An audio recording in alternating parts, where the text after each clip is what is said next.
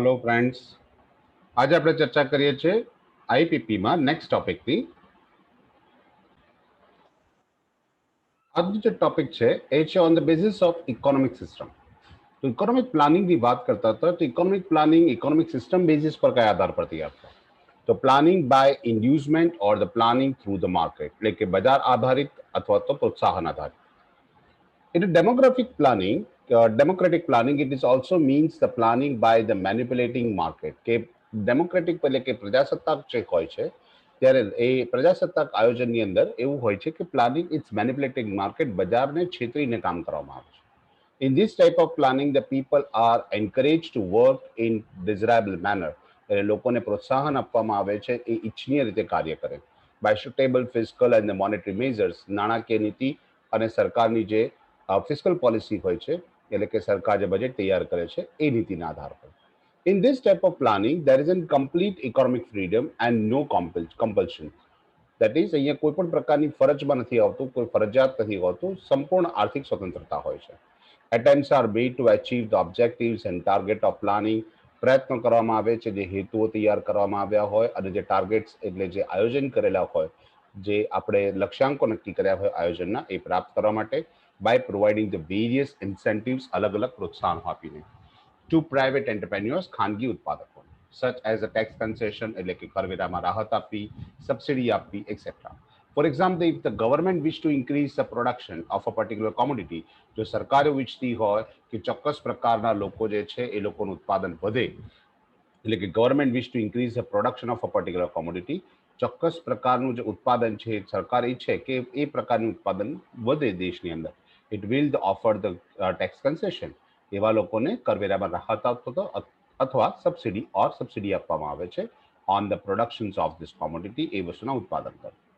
In this type of planning, there is a freedom of enterprise, freedom of consumption and the freedom of production. આ પ્રકારનું જે આયોજન હોય છે એની અંદર સંપૂર્ણ સ્વતંત્રતા આપવામાં આવે છે એકમોને, સંપૂર્ણ સ્વતંત્રતા વપરાશ માટે પણ આપવામાં આવે છે અને ફ્રીડમ ઓફ પ્રોડક્શન એટલે ઉત્પાદનની પણ સ્વતંત્રતા આપવામાં આવે છે। But such freedom is subject to control and regulations. પણ આ જે સ્વતંત્રતા છે એ કેટલીક અંકુશોમાં રહીને અને કેટલાક નિયમોમાં રહીને આપવામાં આવે છે। This type of planning is suitable to democratic countries or the capitalistic countries like UK, USA, etc.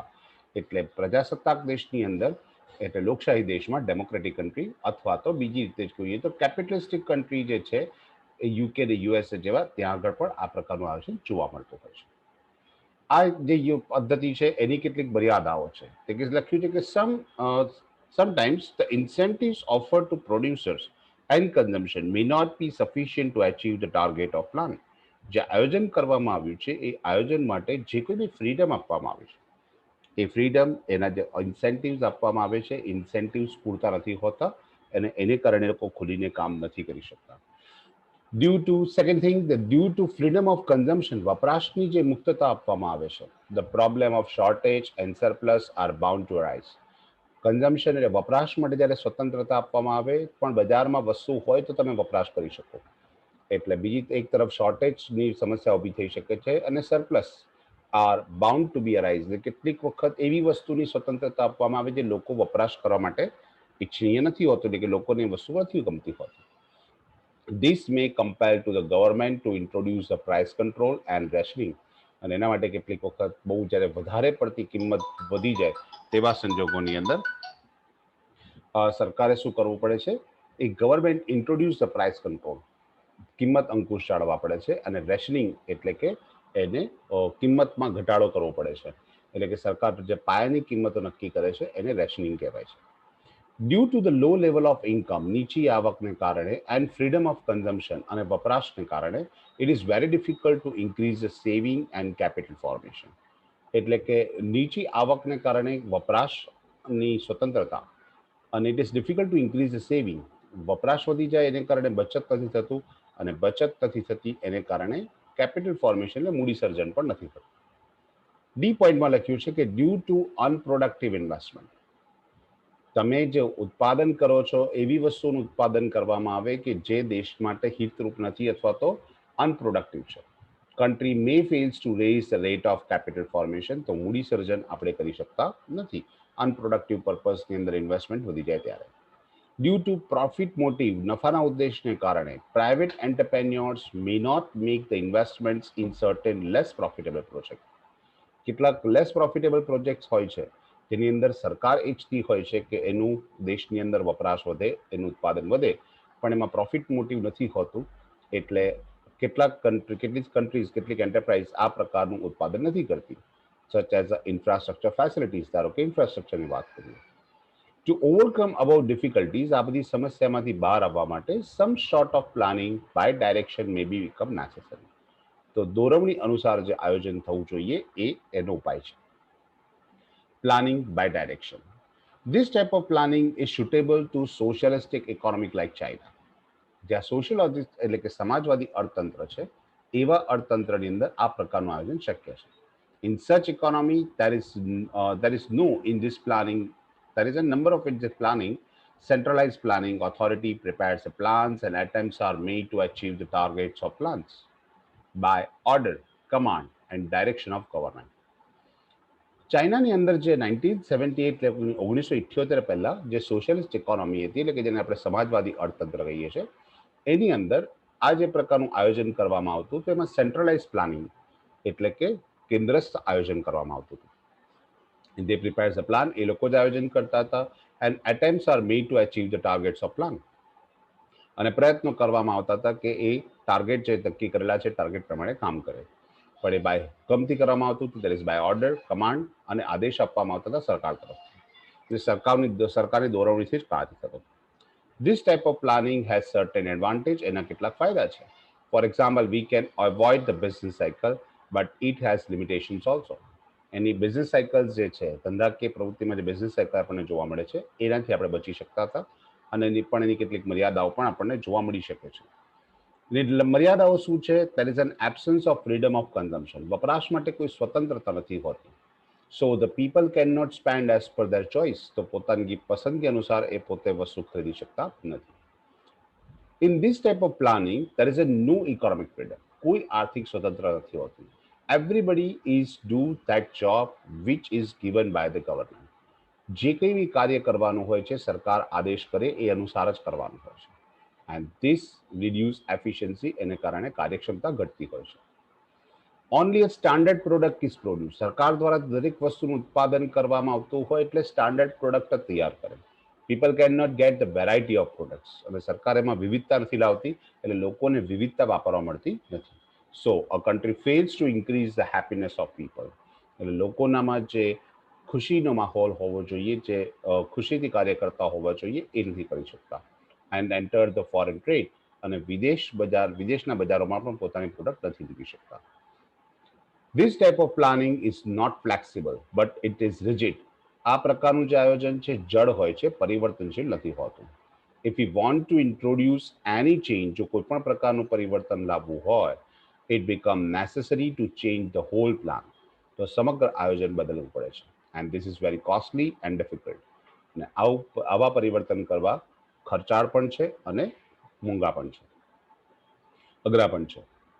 Next, planning is by direction required the large size of the staff, including clerks, economists, statisticians, and other personnel. આ પ્રકારનું આયોજન કરવા માટે ઘણા બધા ક્લર્કની જરૂર પડે, કેટલાક બધા અર્થશાસ્ત્રી, આંકડાશાસ્ત્રીઓ અને ઘણા બધા વ્યક્તિની જરૂર પડે. So government has to spend a lot of money on the census and survey. એટલે સરકારે આનો જે સેન્સેક્સ કરવા માટેનું સર્વે તૈયાર કરવા માટે, ઘણા બધી વસ્તી ગણતરી કરવા માટે ઘણો બધો ખર્ચો કરવો પડે. So it is very costly, એટલે બહુ ખર્ચાળ પદ્ધતિ પણ છે. Now, on the basis of time period, સમયના આધાર પર. તો ફર્સ્ટ પ્રોસ્પેક્ટિવ પ્લાન્સ તૈયાર કરવામાં આવે. તો પ્રોસ્પેક્ટિવ પ્લાન્સ કેવા હોય છે? સામાન્ય રીતે લાંબા ગાળાના હોય છે. If the planning undertake for a longer period of time, that is a 15 years to 20 years, it is known as prospective plan. However, a prospective plans does not mean only a plan for 15 to 20 years. એવું જરૂરી નથી કે 15-20 વર્ષ માટે જ હોય. It is further divided into number of 5 years plan. અને એ 5-5 વર્ષના પ્લાનની અંદર પણ એને ફેરફાર કરી શકાય છે. India had adopted this type of plan. ભારતમાં આ જ પ્રકારનું આયોજન છે, અને પંચવર્ષીય યોજના એટલે કે 5 years પ્લાન તરીકે આપણે એને ઓળખીએ છીએ. ત્યાર પછી આપવામાં આવે છે સેકન્ડ મેથડ છે ટાઈમ પીરિયડના બેઝ પર એન્યુઅલ પ્લાન્સ એટલે કે વાર્ષિક આયોજન. The 5 years plan it further subdivided into 5 annual plans. એટલે 5 વાર્ષિક વિભાગોમાં એને વહેંચી દેવામાં આવે છે. It is known as annual plan અને વાર્ષિક આયોજન કરવામાં આવે છે. Here, overall objective of the 5 years plan is to achieve on year-to-year basis. એટલે એક વર્ષના આધાર પર એ 5 વર્ષનું જે આયોજન છે એ નક્કી કરવામાં આવે છે. Now, discuss the needs, importance and significance of economic planning. એટલે કે ઇકોનોમિક પ્લાનિંગનું જે ઇમ્પોર્ટન્સ એનું જે મહત્વ છે એની ચર્ચા કરવાની છે. તો ઇમ્પોર્ટન્સની વાત જોવા જઈએ તો following are the main points or needs or importance of the planning in under develop country. અલ્પવિકસિત દેશોની અંદર જે મહત્વ છે એનું જે કોઈ પણ પ્રકારની પ્રવૃત્તિ કરવા માટે આર્થિક પ્રવૃત્તિ કરવા માટે એનું શું મહત્વ છે. First, for regulation the market mechanism. જે બજાર અર્થતંત્ર જે છે એ બજાર અર્થતંત્રને સ્વયં સંચાલિત અર્થતંત્ર છે એની પર અંકુશ ચાળવવો. In most of the underdeveloped countries, the market mechanism does not work perfectly due to the following reasons. કેટલા બધા અર્થતંત્રની અંદર અલ્પવિકસિત અર્થતંત્રની અંદર જે માર્કેટ મિકેનિઝમ છે એ બરાબર કાર્ય નથી કરતી. Not work perfectly due to the following reasons. કેટલાક કારણો છે. ફર્સ્ટ રીઝન એનું આપ્યું છે ઇગ્નોરન્સ ઓફ પીપલ. લોકોની બેભાન અવસ્થા અથવા તો લોકોની અવગણના. એ લોકો એને ધ્યાન નથી આપતા. Ignorance. A large number of the non-monetized sector. બરાબર ઘણો બધા ક્ષેત્રો એવા છે જેનું એનું મૂલ્યાંકન નથી કરી શકાતું. And third, the product factor, money and the capital markets are not properly organized. જે પ્રોડક્ટ માર્કેટ છે, ફેક્ટર માર્કેટ છે, મની માર્કેટ છે અને કેપિટલ માર્કેટ છે એ પ્રોપરલી ઓર્ગેનાઇઝ સ્વરૂપમાં નથી. It fails to bring a balance between the demand and supply. અને આને કારણે શું થાય છે? બંને વચ્ચે માંગ અને પુરવઠા વચ્ચે ડિમાન્ડ અને સપ્લાયનું બેલેન્સ નથી કરી શકતા. Second, the price mechanisms fails to bring a balance between the demand and supply. The price mechanism છે એ બંને વચ્ચે બેલેન્સ નથી કરી શકતું ડિમાન્ડ અને સપ્લાય એને કારણે, જેને કિંમત નિર્ધારણ આપણે કહીએ છીએ price mechanism. Third, to remove the market imperfections. જે બજારમાં જે ઇમ્પરફેક્શન્સ એટલે ખોટ છે, જે ખામી છે એ રિમૂવ કરવી પડે. And to make the proper allocations and utilisations of the resources. અને સ્ત્રોતોની વધારે સારી રીતે વહેંચણી કરવી પડે. And to increase the strength of market mechanism planning is essential. અને અર્થતંત્રની અંદર જે માર્કેટ મિકેનિઝમ છે એની સ્ટ્રેન્થ એટલે એની મજબૂત પાસું વધારી શકાય, એને વધારે સારી રીતે ઓળખી શકીએ એ રીતે આપણે એસેન્શિયલ પ્લાનિંગ એટલે કે પ્લાનિંગની જરૂર પડે છે. For providing the gainful employment. તેના માટે જરૂર પડે છે તો ગેઇનફુલ એમ્પ્લોયમેન્ટ એટલે આપણને લાભકારક રોજગારી પ્રાપ્ત થાય એના માટે. In India, there is a problem of the widespread unemployment. દેશની અંદર બહુ વિશાળ પ્રમાણમાં બેરોજગારી છે. And disguised unemployment એટલે કે પ્રચ્છન્ન બેરોજગારી છે. In India, there is a shortage of the capital and abundance of the labor. એક તરફ આપણી પાસે મૂડીની અછત છે અને શ્રમની વધારે પડતો પ્રમાણમાં શ્રમ છે. So it is very difficult to solve this problem. તો આ સમસ્યા નિવારણ કરવું અઘરું બનતું હોય છે. It is the only centralized planning which can provide the gainful employment to the labor force. ખાલી સેન્ટ્રલાઇઝ પ્લાનિંગ એટલે કેન્દ્રસ્થ નીતિ છે કે જેના દ્વારા લોકોને યોગ્ય રોજગારી અને લાભકારક રોજગારી પ્રાપ્ત થઈ શકે છે. For balancing different sectors. અલગ અલગ ક્ષેત્રો જે છે એને બેલેન્સ કરવા માટે, એને સમાન કરવા માટે. For rapid economic development, ઝડપી આર્થિક વિકાસ કરવો હોય, it is necessary to bring the balance between the development in agriculture and industrial sector. ખેતી અને ઉદ્યોગ ક્ષેત્રનો વિકાસ કરવો. સોશિયલ અને ઇકોનોમિક ઓવરહેડ એ સામાજિક ખર્ચ અને આર્થિક ખર્ચા. ઓવરહેડ્સ એટલે ખર્ચની વાત કરીએ છીએ તે બંને પ્રકારના ખર્ચાનું વચ્ચે સમતુલા જાળવવાનું. Extensions on domestic and foreign trade. વિસ્તરણ એટલે કે દેશનું આંતરિક બજાર પણ વિસ્તારવું જોઈએ, વેપાર ધંધા વિસ્તારવા જોઈએ અને વિદેશ વેપાર પણ વિસ્તારવો જોઈએ. For all these, it is necessary to make the stimulus investments in the different sectors. અલગ અલગ ક્ષેત્રોની અંદર ઘણું બધું યોગ્ય આપણું મૂડીરોકાણ થયેલું હોવું જોઈએ. But this is possible only by the economic planning. પણ આવું ક્યારે શક્ય બને છે? માત્ર આર્થિક આયોજનની મદદથી. Direction for attending target. જે કે ટાર્ગેટ્સ આપણે તૈયાર કર્યા છે એને પ્રાપ્ત કરવા માટે ડાયરેક્શન એટલે દોરવણીની જરૂર પડે છે. That's the direction for attending target. In underdeveloped countries, to remove poverty and unemployment and to raise the national income and the per capita income, it is necessary to achieve the definite targets. તો અંડરડેવલપ કન્ટ્રીઝની વાત કરીએ તો poverty એટલે ગરીબી દૂર કરવા માટે અને અનએમ્પ્લોયમેન્ટ બેરોજગારી દૂર કરવા and raise the national income રાષ્ટ્રીય આવક વધારવા માટે and the per capita income, it is necessary to achieve the different target, definite target, જે ચોક્કસ targets છે એ target ને તમારે શું કરવા પડે, complete કરવા પડશે. But this is possible only if that is economic planning. પણ જો આર્થિક આયોજન હશે તો જ આ વસ્તુ શક્ય બનશે, એના વગર શક્ય નથી. નેક્સ્ટ ટોપિક આપણી પાસે જે છે એ write a short note on economic planning in India. ભારતની અંદર કેવી રીતે આયોજન કરવામાં આવે છે એના વિશે ચર્ચા કરીશું. Indian National Congress, under the inspirations of the Jawaharlal Nehru, set up the National Planning Commission toward the ends of 1938. જ્યારે ભારતની અંદરની વાત કરીએ તો ઇન્ડિયન નેશનલ કોંગ્રેસની સ્થાપના થઈ અને ઇન્ડિયન નેશનલ કોંગ્રેસના જે ઇન્સ્પિરેશન હતું, under the inspiration of Jawaharlal Nehru set up a national planning committee. 1938માં જવાહરલાલ નહેરુના ઇન્સ્પિરેશનથી, એના પ્રોત્સાહનથી નેશનલ પ્લાનિંગ કમિટી તૈયાર કરવામાં આવી. This committee, the committee produced a series of the studies on the different subject. अलग-अलग વિષયો પર તેઓ અભ્યાસ કરતા હતા, concerned with economic development, જે આર્થિક વિકાસ સાથે સંકળાયેલા. The committee laid down that the state should be own and control all the key industries.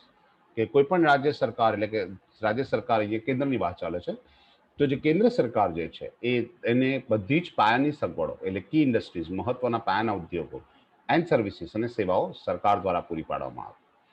Mineral resources એટલે જમીનની ખનિજ સંપત્તિ and railways, waterways, shipping and the other public utilities. In fact, all those large scale industries which are likely to become a monopolist in character.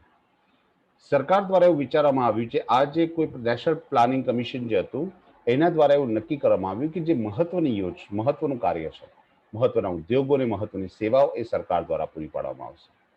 એમાં mineral resources છે, railway છે, waterways એટલે કે દરિયાઈ માર્ગનો ઉપયોગ કરવો એટલે shipping and other public utilities, શિપિંગની વાત કરી, અને બીજી પબ્લિક યુટિલિટીઝ એટલે કે પીવાના પાણીની સગવડ છે અને અન્ય બીજી સગવડો છે જે પાયાની સગવડો છે. In fact, all those large scale industries, એવા બધા મોટા પાયાના ઉદ્યોગો which likely to become a monopolist, કે જેમાં ઇજારાશાહી શક્ય છે, બરાબર છે, એવા બધા જ ઉદ્યોગો સરકાર દ્વારા ચલાવવામાં આવે, સરકારની નિગરાણીમાં ચલાવવામાં આવે.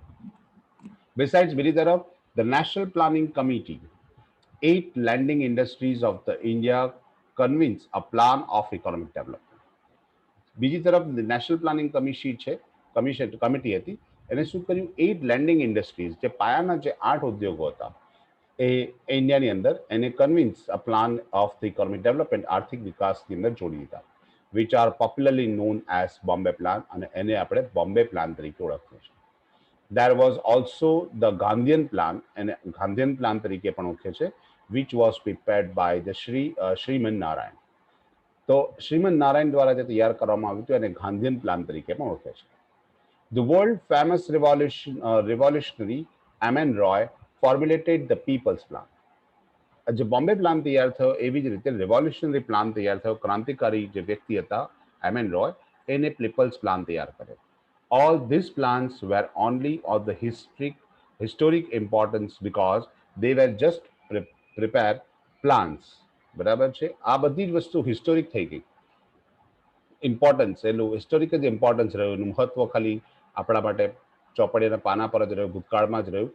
તેનું કારણ છે કારણ કે આ માત્ર પ્લાન તે કરતા હતા, which were never implemented, કે જેનું ક્યારે ઉપયોગમાં લેવાયો નથી, કે જેનો અમલ થયો નથી. But they stimulated their thinking about the various aspects of planning in India. પણ એ લોકોનું મહત્વનું કાર્ય એ હતું કે એ લોકોએ દરેક અલગ અલગ ક્ષેત્રો પર બહુ વિચારણા કરી હતી અને આયોજન કરેલા હતા.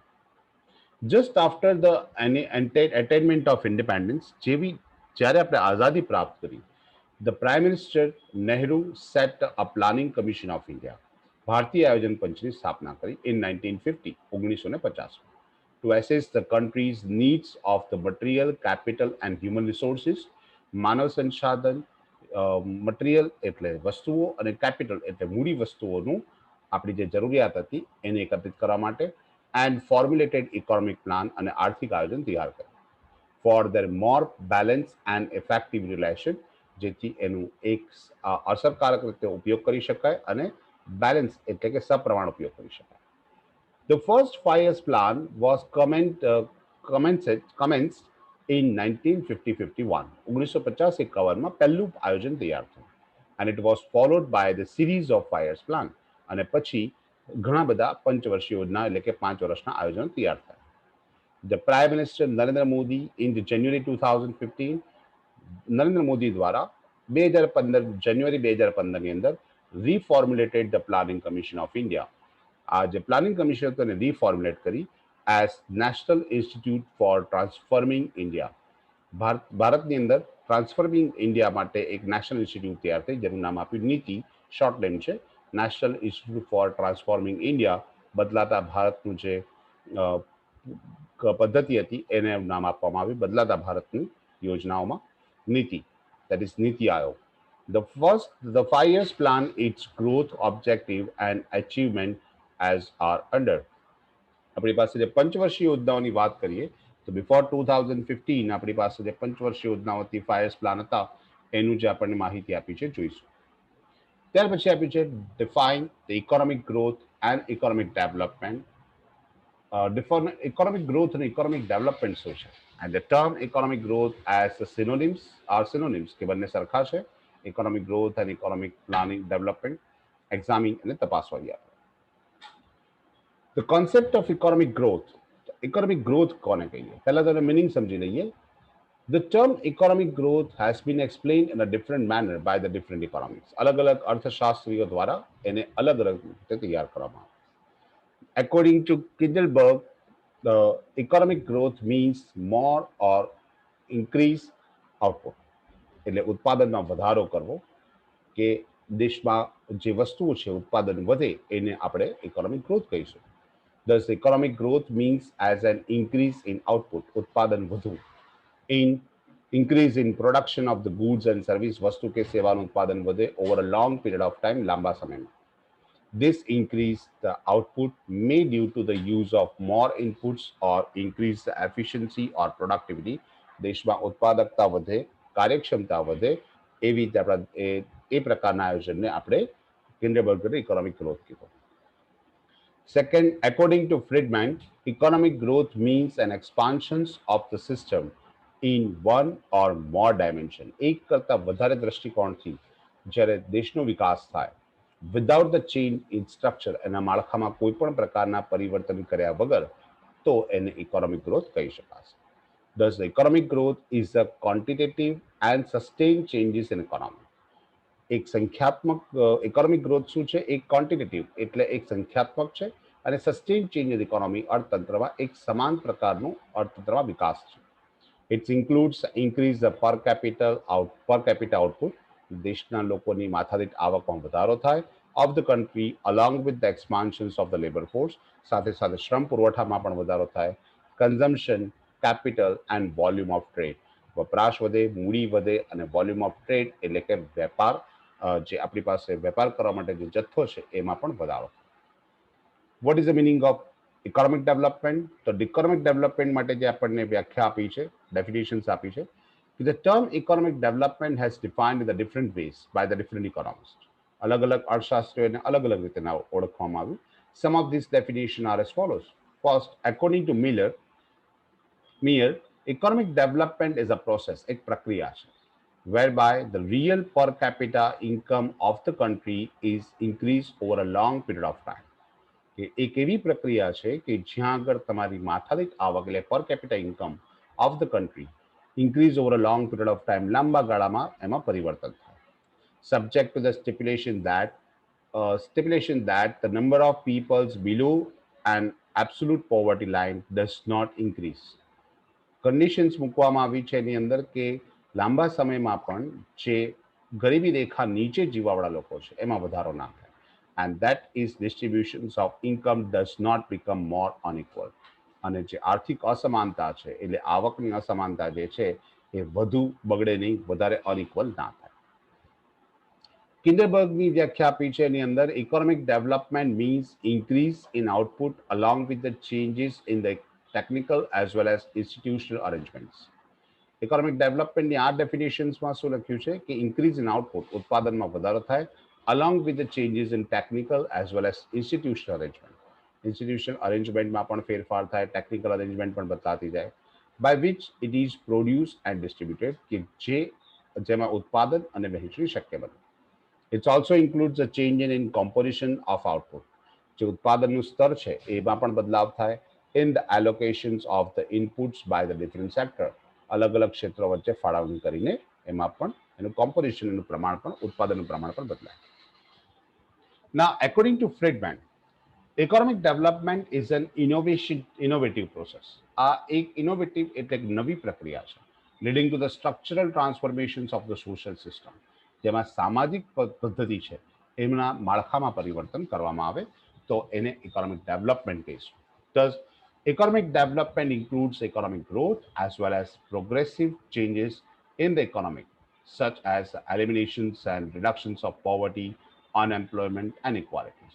ઇકોનોમિક ડેવલપમેન્ટ માટે એમ કહી શકાય કે અર્થતંત્રમાં વિકાસ તો થાય જ, ગ્રોથ તો થાય, ગ્રોથ પ્લસ એની અંદર પ્રોગ્રેસિવ ચેન્જીસ આવે ઇકોનોમીની અંદર, જેવા કે elimination or reduction of poverty, ગરીબી ઓછી થાય અથવા ગરીબી નીકળી જાય, અનએમ્પ્લોયમેન્ટ, બેરોજગારી દૂર થઈ શકે, એન્ડ ઇનઇક્વાલિટીઝ એટલે કે જે અસમાનતા એ પણ ઓછી થઈ શકે કે ઘટી જાય.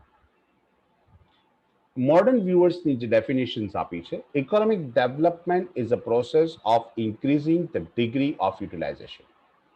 જે ઇકોનોમિક ડેવલપમેન્ટની વાત કરીએ તો ઇકોનોમિક ડેવલપમેન્ટ શું છે તો કે the process of increase the degree of utilisation. કોઈ પણ વસ્તુ છે એનો ઉપયોગ તમે કેવી રીતે કરો છો, and improving the productivity of available resources. અને જે કોઈ આપણી પાસે સ્ત્રોત છે એની ઉત્પાદકતા કેવી છે એ નક્કી થાય છે, which results into increase in national income. અને જેના પરિણામે દેશની રાષ્ટ્રીય આવક વધે છે, and economic welfare of people, અને લોકોની સમૃદ્ધિ પણ વધે છે. Thus, there are the two indicators of economic development. આર્થિક વિકાસના બે ઇન્ડિકેટર્સ છે. First, increase the national income, રાષ્ટ્રીય આવકમાં વધારો થાય, and increase in economic welfare of people, લોકોની સમૃદ્ધિમાં પણ વધારો થાય. Now, economic welfare requires a better allocations of resources.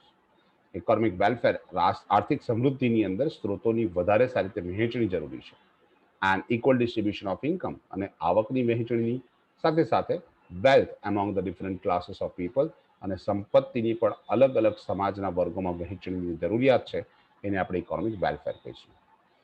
Thus, following are the main objective of economic development. આપણા ઇકોનોમિક ડેવલપમેન્ટના જે મેઇન ઇન્ટેન્સ છે, જે મુખ્ય ઉદ્દેશ છે એ આપણને આપે છે. First, two increase the production and two ensure proper distribution of the essential goods. એક દેશમાં ઉત્પાદન વધે અને સાથે સાથે એની યોગ્ય વહેંચણી થાય, જે ખાસ એટલે કે પાયાની જરૂરિયાત છે, like the food, cloth, shelter et cetera.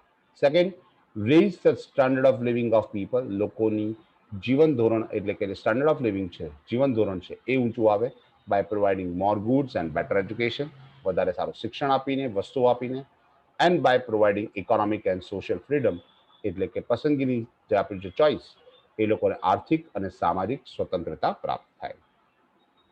ત્યાર પછીનો પોઈન્ટ આપ્યો છે, difference between the economic growth and development. એની ચર્ચા આપણે નેક્સ્ટ લેક્ચરમાં કરીશું. બાય.